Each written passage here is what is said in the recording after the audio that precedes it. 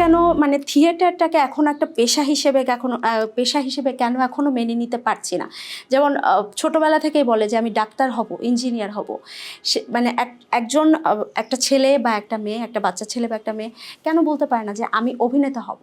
এটাকে এখনো পেশা হিসেবে স্বীকৃতি দেওয়ার সময় কি এসেছে বলে মনে হয় না আপনার? অদ্ভুত একটা কারণ, এটার আসলে অদ্ভুত একটা কারণ আমার কাছে মনে হয়। আমি জানি না, মানে থিয়েটারটাকে পেশাদার আমরা এখনও করতে পারিনি, অথচ থিয়েটার একসময় কিন্তু পেশাদার ছিল। পেশাদার নাট্যচর্চা হয়েছে আজ থেকে 100-150 বছর আগে। প্রতিটি ইয়েরই রঙ্গমঞ্চ ছিল, নিজস্ব রঙ্গমঞ্চ ছিল। সেখানে তারা মাসের পর মাস থিয়েটার করেছে। 1 মাসের জন্য বা একটা নাটক নিয়ে প্রতিদিন শো করেছে, সেখান থেকে ইনকাম এসেছে, করেছে। একইভাবে আপনি যদি যাত্রার দিকে তাকান, যাত্রায়ও দেখবেন যে 6 মাসের জন্য ওরা আর্টিস্ট হায়ার করে, 3 মাস ওরা রিহার্সেল করে, 3 মাসের জন্য তাঁবু ফেলে, 3 মাস তাঁবু ফেলে প্রতিটি রজনী, প্রতিটি রাত তারা ইয়ে করে। সেটা এখন নেই।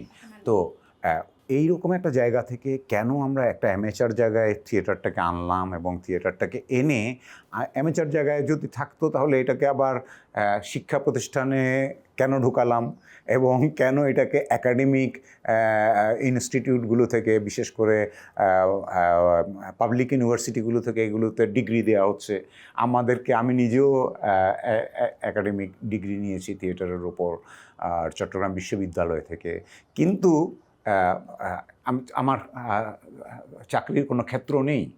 তো আমাকে হয় এনজিওর সাথে ডেভেলপমেন্ট থিয়েটার কিছু করতে হয়েছে, অথবা আমাকে অ্যাডভার্টাইজিং সেক্টরে কাজ করতে হয়েছে, অথবা আপনি ফিল্মে, টেলিভিশনে বা অন্য এখনও ওটিটি হয়েছে, সেখানে আমাকে টুকটাক কাজ করে আমাকে জীবন নির্বাহ করতে হচ্ছে। অথচ দেখেন, বাংলাদেশে থিয়েটারের কন্ট্রিবিউশন কিন্তু সব জায়গায় বেশি।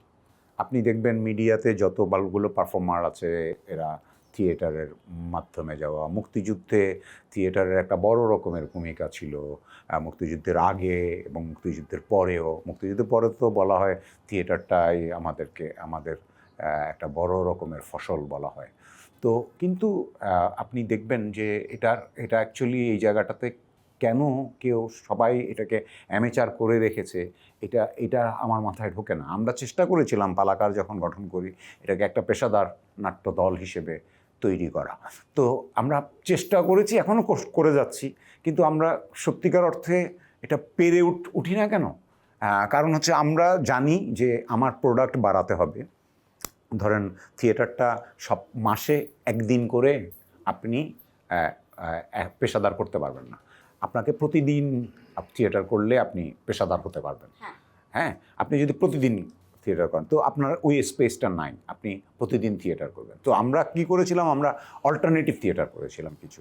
আমরা ক্লাসরুমে চলে গিয়েছি, বাচ্চাদের সাথে ওদের টেক্সট নিয়ে ওখানে পারফরমেন্স করেছি, আমরা ওটাকে ক্লাস অ্যাক্ট বলেছি।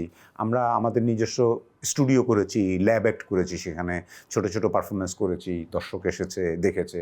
তো আমাদের চেষ্টা ছিল যে আমরা মাসে অন্তত 20টার মতো করে শো করা এবং বিভিন্ন জায়গায় যাওয়া। তো সেটা থেকে কিন্তু আমরা সারভাইভ করেছি। আমরা এই 24 বছরে আমরা সারভাইভ করছি কিন্তু এইভাবেই। আমরা বিভিন্ন থিয়েটারকেই বিভিন্ন জায়গায় নিয়ে যাচ্ছি। তো আমি বলছি যে কিন্তু এই জায়গায়ও যে খুব বেশি অর্থ আসছে বা আমরা পেরে উঠছি তা কিন্তু নয়। স্পেস একটা বড় বিষয়, তো ওই স্পেসটাও তৈরি হচ্ছে না। তো সব মিলিয়ে, এবং আমাদের যারা সংস্কৃতি কর্মী, যারা নীতি নির্ধারক জায়গায় গিয়েছেন, তারাও কিন্তু কোথায় যেন মনে হয় যে তারাও চান না যে থিয়েটারটা পেশাদার হোক। তা না হলে ওনারা এটার জন্য কাজ করতেন, ওনারাও এটা নিয়ে কোনো কাজ করেননি। সরকারি পর্যায়ে এটা নিয়ে এক ধরনের আলাপ জরুরি, তো সেটাও হচ্ছে না। যেটা বললাম যে পেশা হিসেবে আমরা যদি জিনিসটাকে পেশা হিসেবে নেই, তাহলে কিন্তু আমরা প্রত্যেক দিনই এই জায়গাটাতে নিজেদের একটা নির্দিষ্ট সময় দিব আমরা এই জায়গায়। কিন্তু আমরা সবসময় দেখি হয়তোবা কোনো মঞ্চনাটক যখন হয় তার 7 দিন আগে বা 1 মাস আগে থেকে আমরা সেই সময়টা দিই। তার আগে কিন্তু কোনো রকমের কোনো কমিউনিকেশন বা কোনো কিছু ওই জিনিসটা থাকে না। না, এবং হ্যাঁ, সেটাই আমি সবসময় বলি, থিয়েটারটা একটা নিয়মিত চর্চা।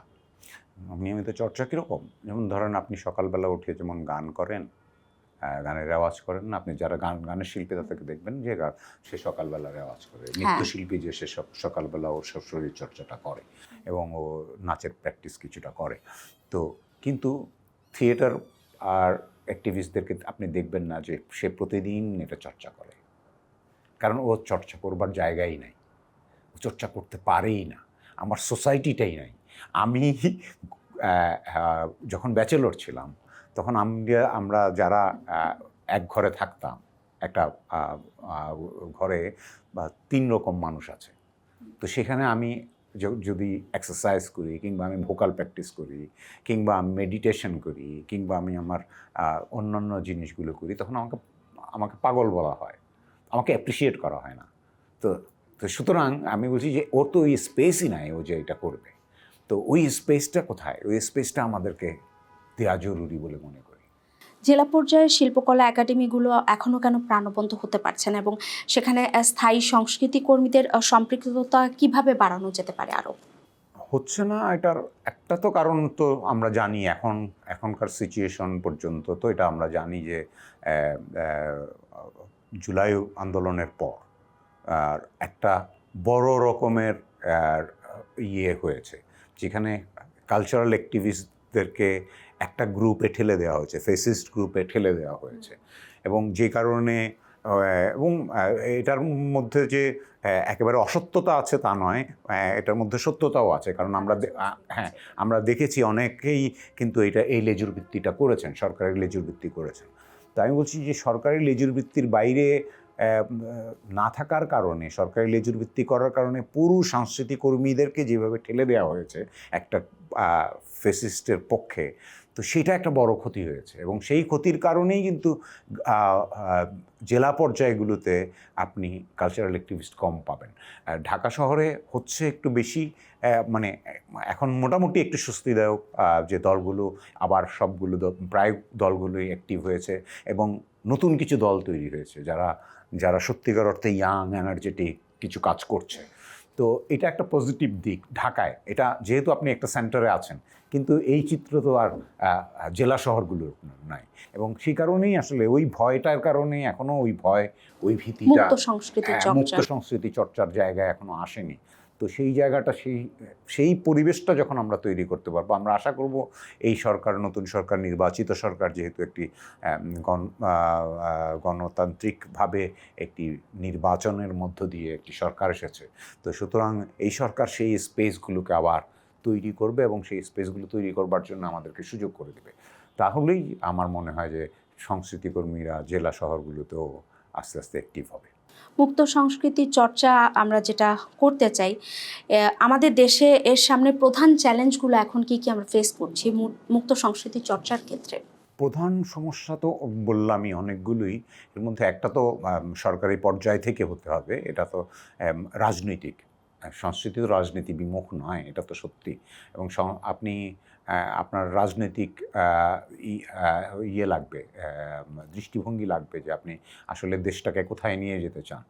তো এই রাজনৈতিক পরিবর্তনের মধ্য দিয়েই আসলে এটা তৈরি হবে বলে আমি মনে করি। তা না হলে এটা সম্ভব না যে আপনি একটা মুক্ত সংস্কৃতি চাইবেন আর হয়ে যাবে, আর কালকে একটা মব তৈরি হবে, হয়ে আবার হবে। কারণ যেখানে সংস্কৃতি চর্চা করছে সেখানে মবের শিকার হচ্ছে মানুষরা। তো ওইটাই বলছি, তো এটি পুরোপুরিভাবে একটি রাজনৈতিক সিদ্ধান্ত বলে মনে করি আমি, যে দেশের সরকার কোন পথে হাঁটতে চায় সেই পথটা তারা তৈরি করবে কিনা, তাহলেই এটা আমার মনে হয় যে মুক্ত সংস্কৃতি চর্চার একটা জায়গা হবে। পাণ্ডুলিপি বা প্রদর্শনীতে সেন্সরশিপ বা অলিখিত বাধা দূর করতে আইনি সংস্কারের প্রয়োজনীয়তা কতটুকু? মানে সেন্সরশিপ তো নাই। আমি তো মনে করি যে আমাদের নাটক থেকে তো থিয়েটারের সেন্সরশিপ তুলে নেওয়া হয়েছে, এবং সিনেমায়ও এখন সেন্সরশিপ তুলে দিয়ে করা হয়েছে, ক্যাটাগরাইজ করা হয়েছে যে এটা অমুক গ্রুপে, এটা অমুক গ্রুপে, অমুক গ্রুপে। সেন্সরশিপ তো বাজে জিনিস, আপনি কেন সেন্সর করবেন? মানে একটা মানুষ ওর ক্রিয়েটিভ একটা থট নিয়ে সাধারণ মানুষের সামনে গিয়েছে, এবার সাধারণ মানুষের দায়িত্ব সেটাকে অ্যাকসেপ্ট করবে না রিজেক্ট করবে, সেটা তাদের ইয়ে এটাতে সরকার বা এরকম একটা বডি এটাতে নাক গলাবে, এটা এটা খুবই বাজে জিনিস। এবং এগুলো তুলে দেওয়া উচিত, এগুলো নিয়ে আলাপ না করাই ভালো আমি মনে করি। এগুলো মানে বলে না, পাগলকে সাঁকো নাড়ানোর কথা মনে করিয়ে দিও না। তো কারণ তো তাইলে পাগল সাঁকো নাড়ানো শুরু করবে। তো সুতরাং আমি মনে করি যে এইসব সেন্সরশিপ এগুলো তো একদম বাজে জিনিস, এবং এগুলোর দিকে না তাকানোই ভালো। সৃজনশীল নাট্যচর্চার পরিবেশ নিশ্চিত করতে উগ্রবাদ বা অসহিষ্ণুতা মোকাবেলার কৌশল কি হতে পারে? এই যে আমরা সৃজনশীল নাট্যচর্চা করতে পারছি না, বরাবরের মতো এই মবের শিকার হচ্ছে। তো এইটাতে আমি বলছি যে ওই সরকারি ভূমিকাটা থাকতে হবেই, এবং থানা পর্যায়ে যে পুলিশ প্রশাসন, অন্যান্য প্রশাসনগুলো, বিশেষ করে ডিসিরা, যেমন ডিসিদের একটা বড় রোল হচ্ছে যে জেলা পর্যায়ে কালচারাল অ্যাক্টিভিটিকে ঠিক রাখা। এবং আমরা দেখেছি যে যখনই কোনো স্পেস চাওয়া হয় যে এখানে আমরা ইয়ে করব ডিসির মাধ্যমে, ডিসি বলে যে এখন নাটক করা যাবে না, এখন এখানে কোনো অনুষ্ঠান করা যাবে না। তো সুতরাং প্রশাসনিক একটা বড় ইয়ে লাগবে। এবং এই জন্য কিন্তু অনেক নাটক মঞ্চায়ন হচ্ছিল, মাঝপথে কিন্তু বন্ধ হয়ে গিয়েছে। হ্যাঁ। তো সুতরাং এটা ডিসিদের একটা বড় ইয়ে আছে, পুলিশ প্রশাসনের আছে। এটা একেবারেই সরকারি ইচ্ছা। তো সরকার যদি চায় তাহলে এইসব বাধা আসলে খুব বড় বাধা নয় বলে আমি মনে করি। বিশ্ব দরবারে বাংলাদেশ থিয়েটারকে তুলে ধরতে সংস্কৃতি মন্ত্রণালয়ের ভূমিকাটা কেমন হওয়া উচিত? এটা ভালো ছিল, এটা নিয়ে কোনো ডাউট নেই। একটা সময়ে তো আমরা এই বাংলাদেশের থিয়েটারগুলো বিভিন্ন জায়গায় গিয়েছে, যেমন ফ্রান্স, ইতালি, আমেরিকা, তারপর ইজিপ্ট, ভারতে তো বহু গিয়েছে, পাকিস্তানে গিয়েছে আমাদের থিয়েটার। সো আমাদের থিয়েটার বিশ্ব দরবারে যাওয়ার জন্যে সরকারি জায়গাগুলো তো লাগবেই, এবং সেটার মাধ্যমেই হয়েছিল। সেটা এখন কমেছে মানে কি, আমার মনে হয় যে এই জুলাইয়ের পরে এটা কমেছে, যেহেতু অন্তর্বর্তী সরকার ছিল। অন্তর্বর্তী সরকারের অন্যান্য কাজের ফাঁকে এই সংস্কৃতি বিনিময়ের কাজটা খুব ভালো করেছে বলে আমি মনে করি না, এবং ওইদিকে আমরা আসলে তাকাইও নি। কিন্তু এখন যেহেতু একটা নির্বাচিত সরকার, এখনকার সরকারের কাছে আমরা তো চাইবো যে এই জায়গাগুলো আবার অবারিত করার জন্য, এবং আবার সরকারি পৃষ্ঠপোষকতা ছিল।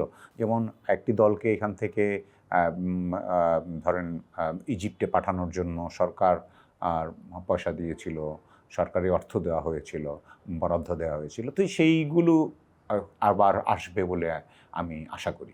আমরা যখন নতুন বাংলাদেশ বিনির্মাণের কথা বলি, সেখানে সংস্কৃতির অবস্থানটা ঠিক কোথায় হওয়া উচিত?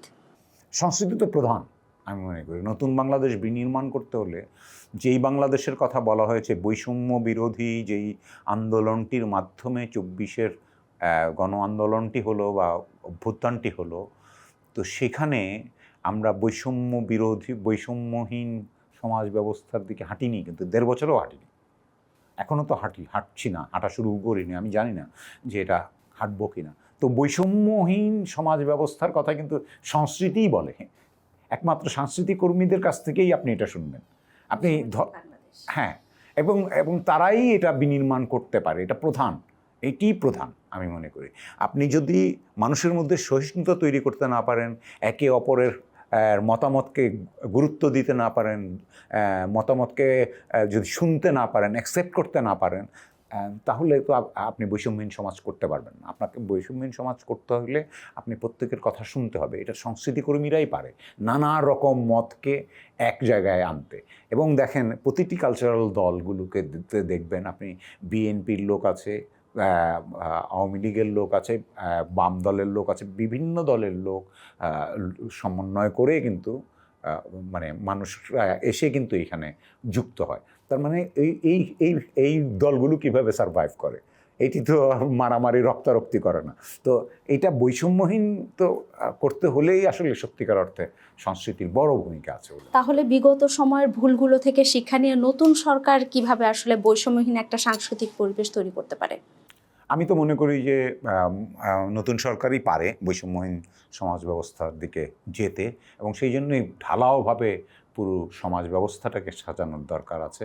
যেটা আমি শুরুতেই বলেছি যে আমরা একটি ধর্ম ভিত্তিক সমাজের দিকে ধাবিত হতে শুরু করেছি, সেই জায়গা থেকে বেরিয়ে এসে সংস্কৃতিমুখী একটি সমাজ ব্যবস্থার দিকে এবং সেই জন্য সব শিল্পী সমাজকেও এগিয়ে আসতে হবে। অবশ্যই, কারণ অবশ্যই। ফ্যাসিস্টের 5ই আগস্ট পরবর্তী সময়ে যতদূর জানি যে একটা ভয় ভীতি এবং মাঝে কিছু অন্তর্কন্দলও তৈরি হয়েছে শিল্পীদের মাঝে এই বিষয়টা নিয়ে। কারণ ওই যে একটা সরকারি লেজুর ভিত্তি করেছে একটা গ্রুপ, আরেকটা গ্রুপ এইগুলোর থেকে বাইরে থাকতে চেয়েছে, এবং বাইরে থাকা উচিত। আমিও মনে করি যে এটা একটা সরকারি পক্ষ কালচারাল কর্মীদেরকে কেন এটা করতে হবে? কালচারাল ওয়ার্কাররা মানুষের কথা বলবে, বৈষম্যহীন সমাজের কথা বলবে, সবাইকে নিয়ে সহাবস্থানের কথা বলবে, সেই জায়গাটায় কথা বলবে। সেখানে কেন একটা গ্রুপের পক্ষপাতিত্ব করবে? তো এইটা হওয়ার উচিত ছিল না, এবং সেই জায়গা থেকে কালচারাল কর্মীরাও বেরিয়ে আসবে। যদি সরকার চায় তাহলে এই যে ভয় ভীতিগুলো আছে সেগুলোও কমবে এবং সবাই একটা জায়গায় আসবে বলে আমি মনে করি। আমরা একেবারে অনুষ্ঠানের শেষ পর্যায়ে আছি। আমি শেষ প্রশ্নটি আপনাকে করতে চাচ্ছি, ব্যক্তিগতভাবে পালাকার এই নতুন সময় দর্শকদের জন্য নতুন কি নিয়ে আসার পরিকল্পনা করছে? আমরা আসলে দুটো নাটক নিয়ে এখনও ভাবছি, এবং সেগুলো ডিসক্লোজ করতে চাই না আমরা। আমাদের এই স্পেসে, এটা ছোট্ট স্পেস, এখানে আমরা স্টুডিও থিয়েটারের মতো করে করব, ছোট নাটক করতে চাই এই জায়গায়। এটার জন্য একটা স্ক্রিপ্ট তৈরি হচ্ছে, পাশাপাশি মূলধারার কাজের জন্যও আমরা একটি স্ক্রিপ্ট নিয়ে বসেছি, কথা বলছি। দেখা যাক শীঘ্রই হয়তো। সবচেয়ে বড় সমস্যা কোথায়? এই যেটি আপনি এর আগে উল্লেখ করেছেন যে কালচারাল ওয়ার্কার পাওয়া যাচ্ছে না, সবাই ভীত। এবং আমরা দেখেছি, আমরা এর মধ্যে দুবার নতুন ছেলে মেয়ে নেওয়ার আহ্বান জানিয়েছিলাম। এর মধ্যে দেখেছি যে একবার পেয়েছি, তাদেরকে নাটক তুলতে গিয়েছি, কিন্তু পরিবারগুলো থেকে, ফ্যামিলি থেকে দিচ্ছে না, কারণ ফ্যামিলি ভয় পাচ্ছে। তো অনেকে নেগেটিভভাবেও নিচ্ছে। তো যে কারণে দ্বিতীয়বার কিন্তু আমরা কোনো ওই অর্থে সাড়াও পাই নাই। তো অর্থাৎ নাট্যকর্মীরা এক ধরনের ভয় ভীতি, এবং মানুষের মধ্যে সাংস্কৃতিক কর্মকাণ্ড নিয়ে এক ধরনের ভয় ভীতি আছে।